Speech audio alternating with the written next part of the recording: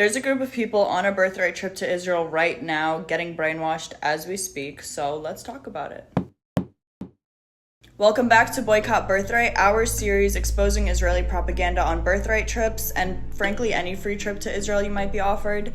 Today, birthright goers are going to be floating in the Dead Sea, and if you've watched any of this series, I'm sure you can guess who doesn't have free access to the Dead Sea.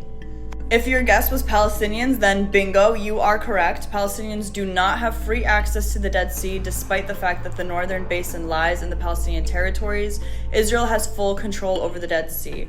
And anyway, Palestinians should just have free access to the entire Dead Sea, considering the fact that the reason why they don't is because Israel stole that land from them and now blocks Palestinians from enjoying the Dead Sea.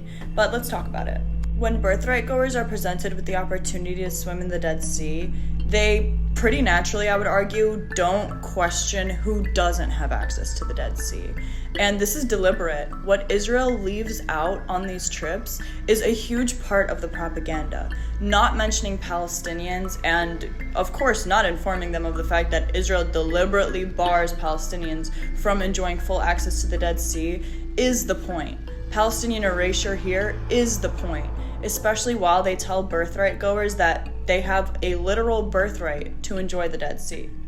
Israel's goal here is for birthright goers to go home with this amazing memory of swimming in the Dead Sea.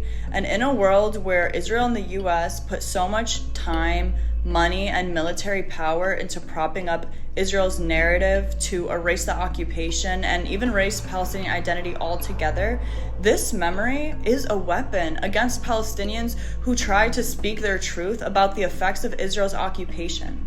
It's important that every time Israel is mentioned, the genocide in Gaza, the occupation of Palestine, and the violence Palestinians face at the hands of Israel daily is mentioned in the same conversation. But when you have people who have these great memories of Israel, it really lessens the possibility of that happening, especially when this person has been to Israel themselves and they didn't see the occupation and they didn't see any violence against Palestinians. In fact, they had a great time. The problem here is that birthright goers are intentionally shielded from the full truth about Israel. So now they have this disconnect in their minds between the Israel they had a great time at and the Israel that they might even acknowledge is committing some, bad acts in Gaza or in other parts of Palestine. But what they fail to realize here is that it's the same Israel and there is actually no disconnect between them. It's actually that propaganda that they believe that fuels Israel to be able to continue to commit those horrific acts across Palestine. And if you're uninformed, I can see it being really easy to fall in this trap of going on a free trip to another country.